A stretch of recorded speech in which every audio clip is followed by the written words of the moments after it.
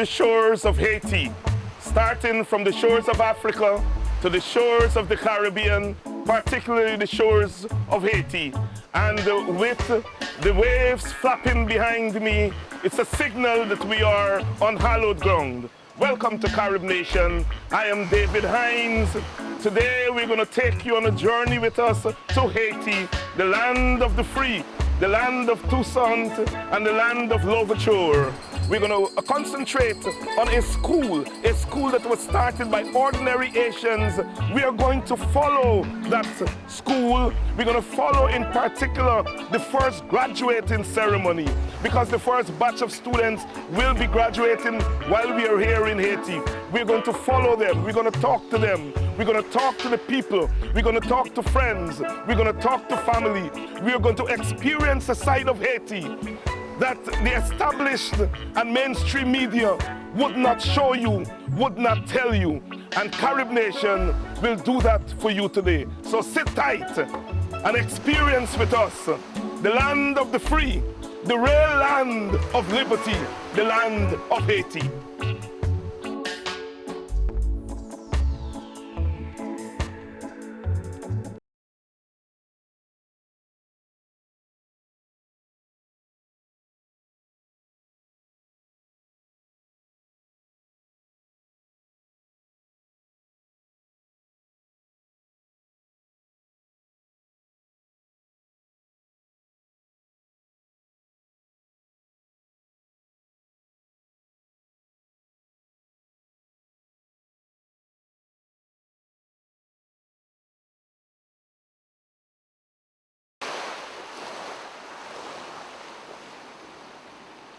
Here on the shores of Haiti, hollowed ground, from the shores of Africa to the shores of the Caribbean, this shore of Haiti, with the waves flapping behind, reminds us of a lot of history.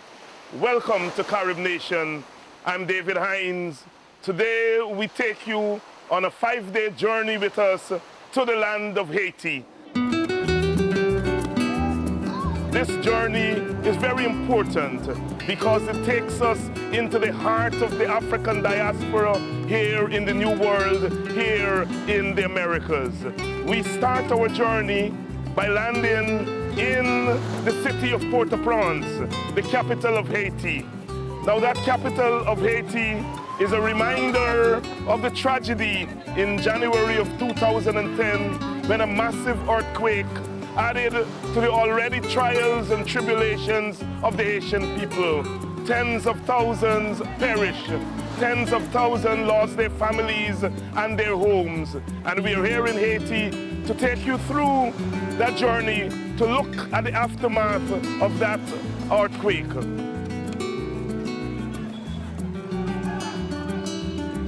Of course, the center of our trip will be around a school that was started by an Asian family and friends who started a school for young people so that they can have a chance in life. And we are going to center a lot of what we will talk about around that school. We landed, as I said, in Port-au-Prince, and from there we traveled on a small passenger plane over the mountains to come to a place called Jacmel in the rural area of Haiti. We are in Jacmel!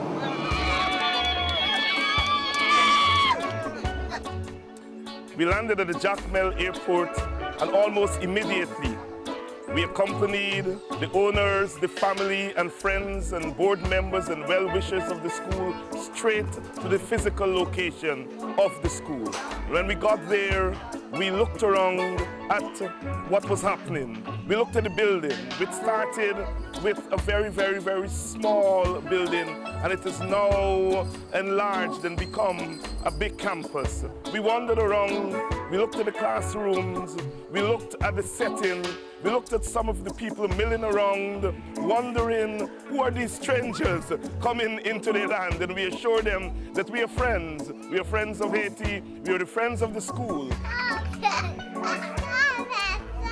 Madam Mirlene, you are the energy behind this project. It's, of course, a collective project of your family, friends, well-wishers, but you are the energy, testimony of the students and the community. Take me back to the beginning. I was working as a teacher at the university, as a professor at the university. And in 2005, this guy I've known, he had a school, but that was really in very bad shape that I was helping, okay, with school materials and stuff. And he came to me, he said that he was going to close the school. I asked him why. He said, I cannot pay the teachers because the students who used to go to that school were the poorest students in the neighborhood. So I talked to Father Domo about it. He couldn't help. And he referred me to a friend of ours who was a notary. He died now. It's Serge Leroy. He referred us to Serge Leroy, who had moved in to the neighborhood. And Mr. Leroy said, you know, he liked the project. And we bought the school, okay, from that man so that he doesn't close it, because if he had closed it, these students who attended that school wouldn't have been going to school. That would have been it for them. Okay, so we bought the school and we fixed it for it to be more or less decent for the students. And we started very, you know, in a minimal way. There were only 5 classrooms in very bad shape, okay? But we worked it up, And my sister Solange helped me a lot with, she was the one that actually who gave me the money to start the school, to buy the school. My sister, Madame Mirlene, Right. she works at Notre Dame, and she was in Jacmel for quite a while, and she was in a car accident. And about a month or so, she called me, she said that she really, really is just walking too far. She would like a car, how can I help her? So she found a car. I sent her $10,000 to purchase the car. I went to Canada on vacation. She looked for me all over, couldn't find me. And she had a big story to tell me, but I was not around. And in Madame Mirlene's form, she did what she thought was best. Take the $10,000 that you sent to buy the car, convert it into buying a school. Buying a school. What was your response when you heard it? Well, I don't think you want me to tell you on television my response, because I said, what in the world are you talking about? You begged me for money for a car. I gave you the money for a car. She said, I know you will not understand, but trust me. And my last word to her is, you have my blessing. When school was starting, I called her and asked her to come for the opening, the grand opening of the school. And she did. She came in, and when she came, she saw the project, the students, and she started to cry. And she said to the students, I didn't know what was going on. Now that I know, I'm going to help you. I beg, and I cry, and I plead. I did everything that I needed to do. I did fundraisers. We did, for my birthday, I did a beautiful black tie gala, and that was the biggest check that I collected to send to start the school. And then my son, for his 30th birthday, decided that he did not want any gifts for people to make donations to the school. She had a friend in D.C., Randy Burns, and his wife. She talked to them about it, and then the following year, Randy Burns and his wife came to see the school as well. They fell in love with the project, with the students, and together they founded a foundation. They called it a CECM Foundation. They are the ones who helped us build that nice building that we have today.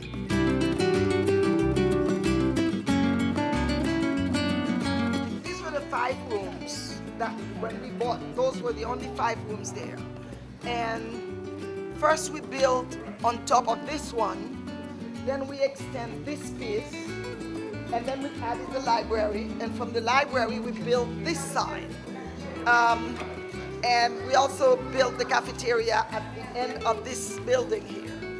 You know, it was right here. I was having a meeting with the students, and I told them that I wanted them to play pen pal with some kids in the States so that they can exchange English to French.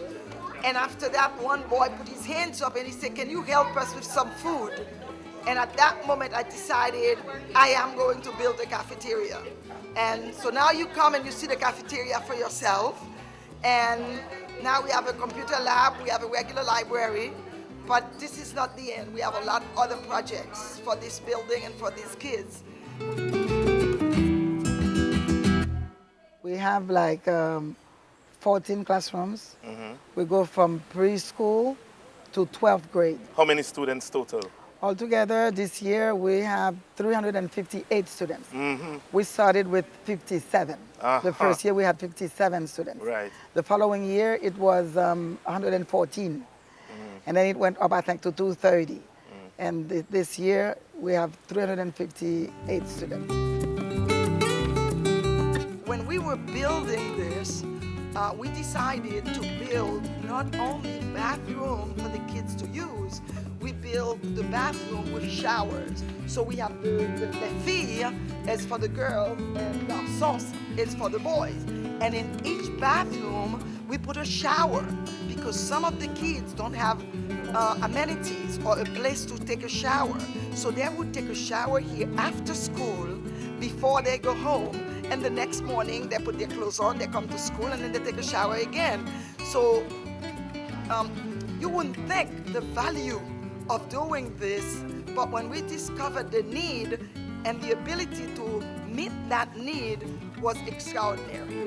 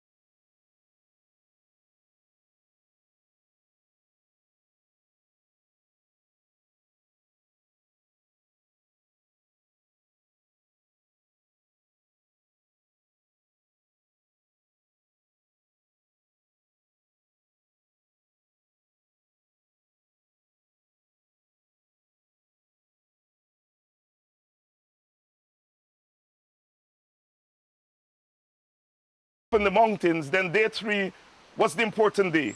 It was the day of graduation.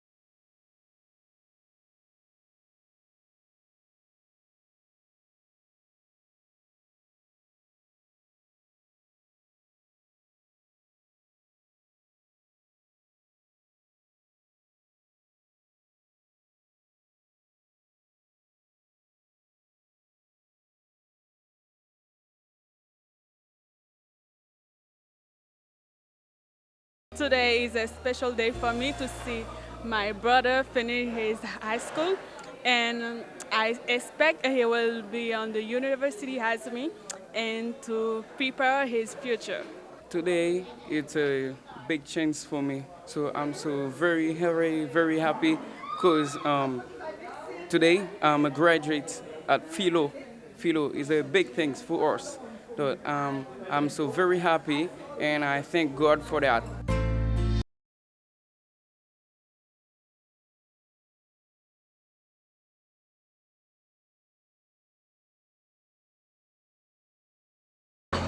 I want to be a medicine, You want to be a medical doctor? a medical doctor. Right, All right, right. right. Yes. Okay. And you? Diplomat. Diplomat? Yeah. Oh, wow. Right, so we have a budding diplomat here and a budding medical doctor. I'm going to work. I would like be a doctor, A doctor, medical doctor. medical doctor. Engineer. Engineer, you want to become an engineer? Ah, I would like to study medicine, so I would like to be a doctor. I feel very good about my nephew, not my son, but I sponsor him since he was young. But I'm so proud of him to see that this morning he did a good job. He is a good student. Pour moi-même, ça, pas de mots pour He's been working with the students for so long that he's really proud of them, really happy for them. Again, this is our first graduation at the school, so he's excited. what does this school mean for this community here in Jacmel?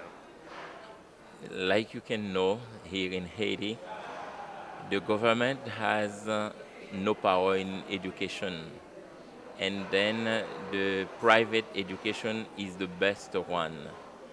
And then in the church, we work very hard to make school because there is not enough school, and we need to build a good school and good education. And CEEM is the best one in the area. Some of the materials that we teach, is at a higher level than the other schools in the area. So it's a huge impact on the society, Right. in general. So it provides the children with an opportunity to have, a stable future. Our motto, number one, is to cultivate the educational spirit of the students. So what we do is not only to teach them grammar and French and English and math, okay, type thing.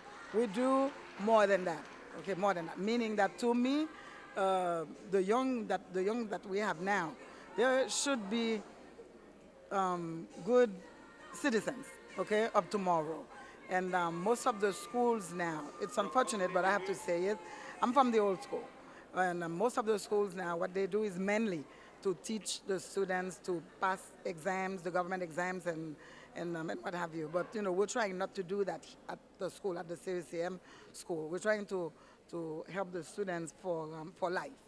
You see, that's what we're trying to do, so that when they get out of school, they will be able to maneuver their life better, in this society.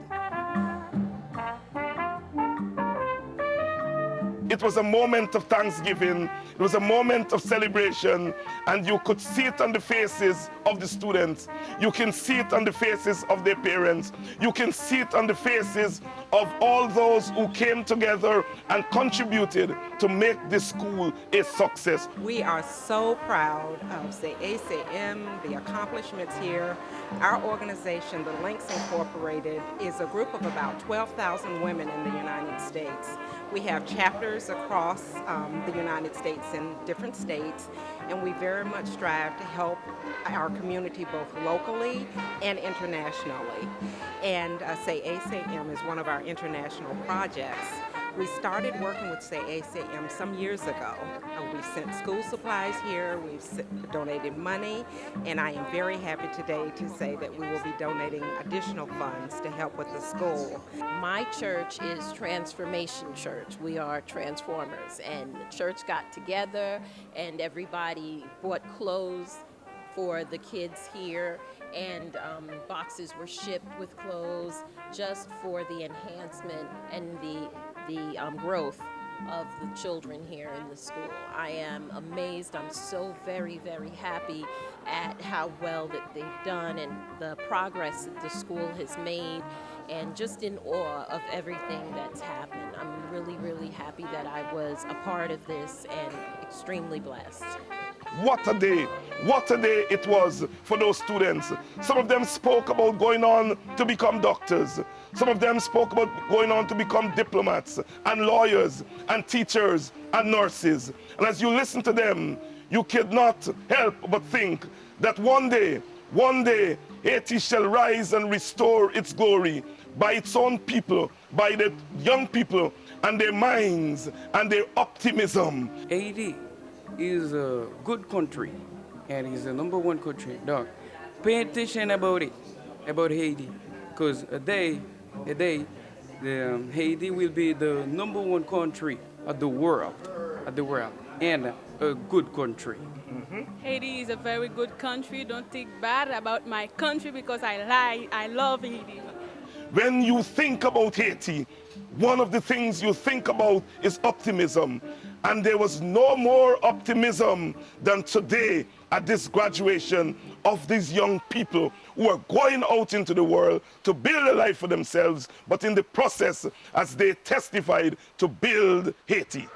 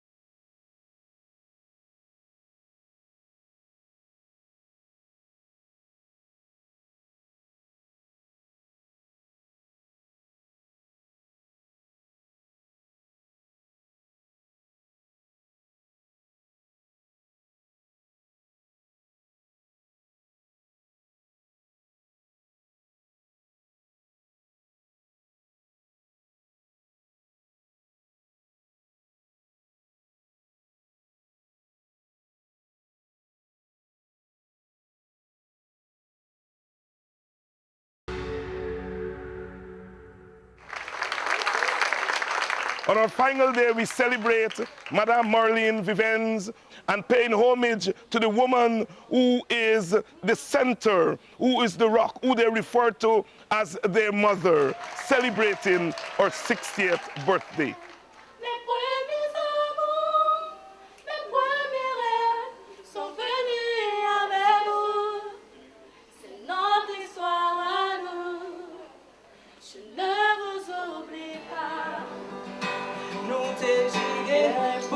jambes séparées, qui ont mes ententes fait quitter pour la vie. Happy birthday to you. Happy birthday to you.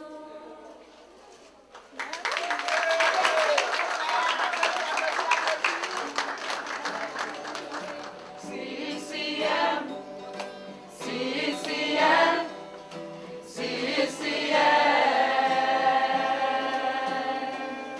CECM, CECM, CECM. So I would like to say to you what I'm thinking.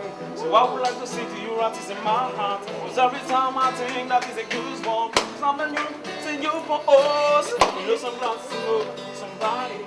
We know to share, we know to love. Everybody's can nobody has. You for us. CECM, CECM,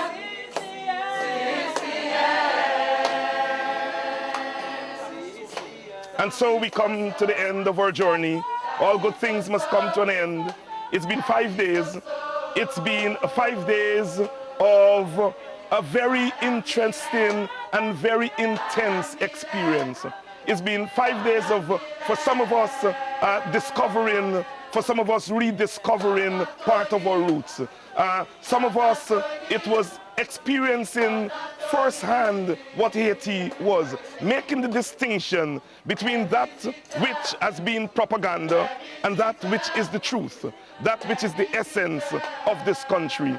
We take away with us the experience of a people who are most resilient, a people who have decided that they will not give up, a people who are proud of their history, who are proud of their culture. And that is what we want to leave with you. The resilience of the Haitian people, their pride in their history, their pride in their culture, and their desire to make their country once again the beacon of the world. A tall order, you may say, but it's possible.